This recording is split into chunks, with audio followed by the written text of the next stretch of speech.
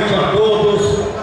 De maneira muito especial, cumprimentar o governador de Goiás, Marconi Perillo, que vem esta tarde e noite para prestigiar a nossa cidade.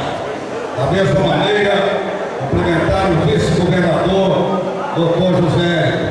Pela primeira vez na história de nossa cidade, o governador do estado e o vice-governador comparecem em uma convenção de um partido político. Aqui é mais de um. São vários partidos que fazem nesta noite a convenção. Portanto, os meus agradecimentos tanto ao governador Marconi Perillo quanto ao vice-governador José. Quero saudar aqui a Marla, minha esposa, e os meus filhos. A Samara quer fazer o discurso, Samara. A Samara não quer falar. Gabriel, a Sara está estudando em São Paulo, por isso não pôde vir. E a Marla, minha esposa, os meus cumprimentos. Em nome deles, saudar todos os meus familiares aqui. Quero, antes de iniciar as minhas palavras, convidar tanto para ter o abono do governador Marconi Perillo, quanto do vice-governador, que é o chefe deles. O vice-governador também é secretário de Segurança Pública. E ele que entrou na Polícia Militar antes do Marconi ser governador. Ele veio com tudo isso que foi feito nesses anos pela polícia, entendendo que nós temos uma proposta boa para a cidade de Minas Sul. E ele veio filiar hoje, ele pode fazer isso.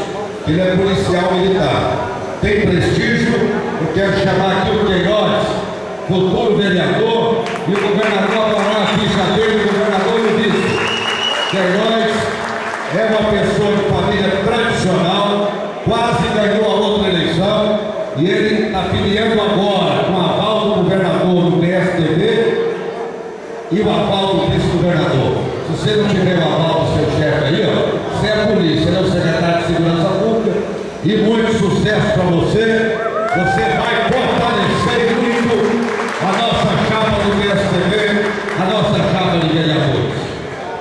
Eu quero aí, vamos fazer aí a foto. Queiroz, portanto, será candidato junto com os nossos candidatos e candidatas a vereador. Quero que todos se vão para cá. Tem muitos aí, tem candidatos. Nós temos muitos partidos. Olha aqui, são vários partidos: PSDB, PDT, PPS, PCdoB, PMN, PMB, PRTB, PP, PSD, PP, PSC. Eu leio para me ver tudo. PCdoB eu já falei, PPP, PSD, PRB,